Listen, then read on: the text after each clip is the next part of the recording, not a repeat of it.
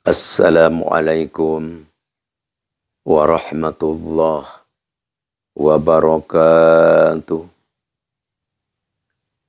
Bismillah, wabillah, wa minallah, wa ilallah, wa alallah, wa fillah, wa la hawla, wa la quwwata illa billahil aliyil azim. Qala Allahu ta'ala fil Qur'anil Karim, a'udzu billahi minasy syaithanir rajim. Bismillahirrahmanirrahim. Wa nunazzilu minal Qur'ani ma huwa syifaa'un wa rahmatul lil mu'minin. Al-ayah. Wa qala nabiyyu sallallahu alaihi wasallam, man ala thalathata min aitamin kana kaman qoma lailahu wa soma naharahu wa ghadha wa roha syahiron saifah fi sabilillah wa kuntu ana wa huwa fil jannah ikhwanan kama annaha taini ukhtani wa al soqous bu'aihi as-sababata wal wusta. Al-hadits.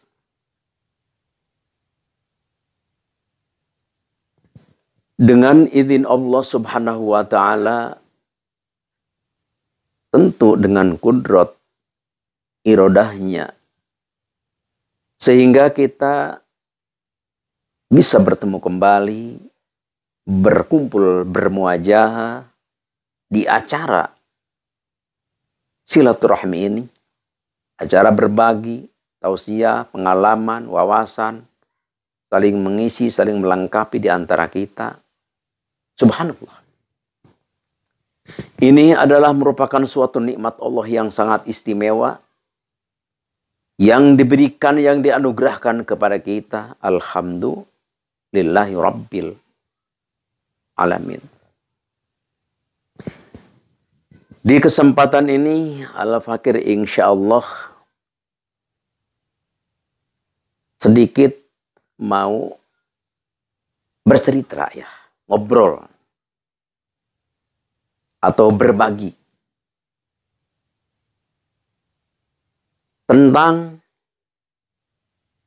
benarkah ahli hikmah itu dukun? Kenapa Al-Fakir mengangkat topik ini? Karena Al-Fakir adalah perindu kesatuan,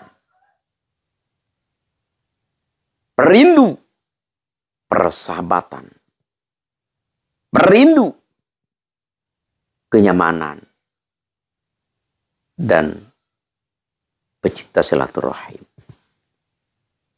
Insya Allah di sini Al-Fakir mau sedikit bongkarlah. Karena ini menjadi suatu bola liar dan panas di masyarakat. Tidak sedikit orang melabeli, menuduh, menyebut terhadap ulama, terhadap kiai, terhadap santri, menyebut dukun. Sedangkan dukun itu seperti apa? Bukankah Nabi telah bersabda, man ata arrafan fasa'alahu an syai'in lam tuqbal sholatu arba'ina yauman. Sungguh luar biasa. Sungguh naib. Dukun itu datangnya saja kita ke rumahnya, ngobrol kita, minta pendapat terhadap dukun untuk dicarikan solusi. Tidak akan diterima sholat kita oleh Allah Subhanahu wa ta'ala. Kalau kita menyangka, punya zon terhadap orang, dukun sedangkan dia ahli ibadah. Kita menyebut dukun sedangkan dia ahli aurat. Kita menyebut dukun terhadap seseorang padahal dia adalah ahli waro. Bukankah orang yang kita salah anggap? Bukankah orang yang kita anggap kotor? Bukankah diri kita yang salah dan kotor? Itulah, ini sih hanyalah ngobrol. Jadi intinya Al-Fakir merindukan persatuan. Merindukan saling hormat, saling memuliakan, saling menghargai di antara kita. Ya apalagi misalkan kita masih, ya misalkan i'tiqad kita masih Asy'ariyah, fikih kita misalkan masih Syafi'iyah, ya organisasi kita misalkan masih NU atau Aswaja, apalagi seperti itu. Walaupun kita beda kelompok, beda organisasi, tapi tetap persatuan itu harus kita jaga. Insya Allah, amin ya Allah ya Rabbal Alamin. Jadi dengan adanya kita melabeli seseorang itu, salah sedikit dukun, ada orang yang memberi aurad, langsung kita, itu jangan didatangi, itu dukun. Padahal dia kiai. Memberi aurad juga berdasarkan referensi ilmu, berdasarkan kitab yang mu'tabaroh. Sama. Ya, seperti apa? Ya seperti misalkan ustadz atau ulama ataupun kiai yang suka didatangi orang karena dia dianggap sepuh. Sehingga dia yang dia baca, yang dia bagikan ya kepada orang yang datang, ya berdasarkan kitab misalkan Syamsul Ma'arif Kubro, Manba Usulul Hikmah, Jawahirul Lama'ah, Sumusul Anwar, Tajul Muluk, Mujarrabat Dairobi, Al-Aufak, Abu Ma'sar Al-Falaki, dan lain-lainnya. Jadi kitab ini adalah kitab aurat. Kitab kalimah-kalimah zikir kepada Allah Subhanahu wa Ta'ala. Tentu ini tujuannya adalah ibadah. Cuma Al-Fakir katakan ya cuma cara saja yang berbeda. Kita sama saja. Sebenarnya jadi kalau kita ingin mengetahui, ingin kita damai, ingin kita husnuzon ya. Jadi sehingga kita bersihlah hati kita itu. Ya kita sebenarnya bacalah kitab-kitab para ulama ussalaf ya. Ya yang sudah tadi Al-Fakir sebutkan. Kita baca terus. Isinya Syamsul Ma'arif Kubro itu seperti apa kita baca. Isinya Manbaul Hikmah itu kita baca. Isinya Sumusul Anwar itu kita baca. Isinya Al-Aufak itu kita baca.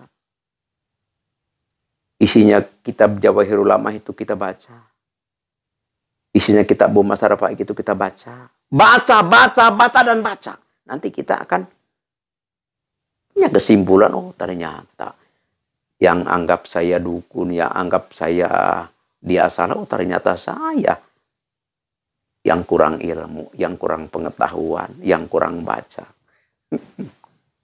Ini saya hanya ngobrol saja. Jadi intinya jangan kita cepat menyalahkan orang, jangan kita cepat menuduh orang salah sebelum kita lebih banyak membaca. Ya karena Al-Fakir sering warawiri bilang, ilmu itu kan ada ilmu syariat, ada ilmu thariqat, ada ilmu al-hikmat. Itu semua sumbernya sama.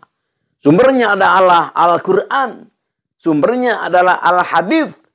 Yang diikuti adalah para aulia Allah. Yang diikuti adalah para ulama Allah, para as-salafus salihin. Jadi di kitab-kitab yang sudah tadi Al-Fakir katakan, ya itu masih banyak kitab-kitab yang lainnya. Dan di kitab-kitab yang dinilai isinya syariat, misalkan ya tentang menerangkan tauhid, menerangkan fikih, tapi tentang hal aurat itu tetap ada gitu. Ada banyak. Syekh Nawawi Tanara Banten misalkan di dalam kitabnya Bidayatul Hidayah, dia menerangkan tentang ibadah, tentang waro, tentang segala macam, tapi ya ada juga menerangkan ini wirid, kalau ini diwirid nanti wasiatnya ini tetap ada. Jadi makanya jadi al-hikmah itu adalah sama sekali itu adalah bukan dukun. Al-hikmah adalah suatu ulama yang sudah naik selangkah daripada ahli syariat gitu. Karena memang kita tidak bisa dipungkiri. Jadi kalau kita belajar al-hikmah tanpa syariat, ya bisa sesat. Kita belajar thariqah tanpa syariat, belum bisa syariat, bisa sesat. Ya, makanya antara syariat, thariqah, al-hikmat itu adalah satu rumpun. Satu rumpun. Jadi sebaiknya ya boleh kita memilih, saya mau di area syariat saja, fikih tauhid tasawuf aja, silahkan. Tapi kita jangan mencerca, jangan menganggap salah, jangan menyesatkan kepada orang yang sudah di thariqat atau sudah di al-hikmat. Jadi makanya silahkan kita milih kemana yang kita mau, yang kita minati, yang kita inginkan. Tapi jangan kita cepat menyalahkan yang kita belum tahu. Insya Allah, amin ya Allah ya Rabbal Alamin. Jadi sekali lagi, al-hikmah itu adalah bukan dukun. Ya, bukan dukun. Karena apa bedanya dukun dengan al-hikmah? Bedanya bayinun, sangat nyata. Jadi kalau al-hikmah itu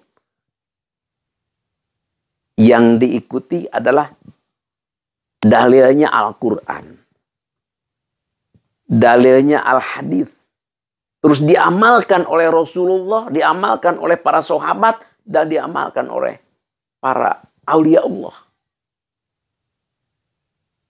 Dan yang diamalkan tidak lepas daripada kalimah-kalimah Al-Quran. Yang dilakukan, yang diikuti adalah para guru, para masyayikh yang waro, para aulia-aulia Allah. Itu al-hikmah. Kalau dukun itu adalah yang dibacanya, yang diwiridnya adalah suatu kalimah yang tidak termaktub di dalam Al-Quran, tidak termaktub di dalam Al-Hadis, dan tidak diamalkan oleh Rasulullah, para sahabat, para ulama, dan para aulia Allah. Tidak diamalkan. Jadi jelas berbeda jauh. Kalau al-hikmah itu yang diikuti adalah Rasulullah dan para aulia Allah. Kalau ilmu dukun itu adalah ilmu yang berasal dari iblis, dari jin, dari setan. Sebelum Rasulullah datang, sebelum Rasulullah diutus, sudah ada ilmu-ilmu perdukunan. Itulah yang disebut ilmu dukun. Jadi ilmu dukun itu adalah ilmu di luar ilmu Islam. Oleh karena itu, ayo kita saling merangkul, saling menghargai. Jangan sampai kita mengucapkan, menuduh, menyangka, menyebut kepada ulama, kepada ustadz, kepada kiai. Jangan sampai kita menyebut dukun. Karena dukun itu, udah Al-Fakir katakan tadi, datangnya aja kita ke rumahnya, minta solusi, udah luar biasa kita. Sehingga tidak diterima sholat kita 40 hari oleh Allah Subhanahu wa Ta'ala. Saking apa? Saking nista dan jeleknya. Terus kita labelkan kepada saudara-saudara kita yang ahli waro, yang ahli tirakat, yang ahli riyadhah, yang ahli mujahadah. Na'udzubillahi min dzalik. Oleh karena itu, ayo, marilah kita saling merangkul. Marilah kita saling menghargai, saling menghormati. Entuh kita di hadapan Allah adalah sama. Allah tidak memberikan ilmu kepada seseorang full, penuh, sempurna, tidak. Allah tetap memberikan kepada kita masing-masing menurut kehendak Allah.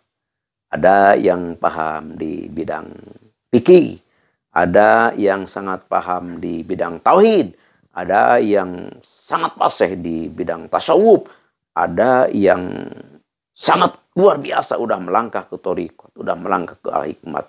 Itulah prerogatif Allah Subhanahu wa taala. Apapun yang Allah berikan kepada kita itu adalah terbaik bagi kita menurut Allah Subhanahu wa taala. Jadi yang Al-Fakir rindukan, yang Al-Fakir harapkan, jangan sampai kita di antara kita saling menuduh salah, saling sangka menyangka yang tidak elok. Sudah saatnya kita bersatu. Sudah waktunya kita saling menghormati. Sudah seharusnya kita saling menghargai.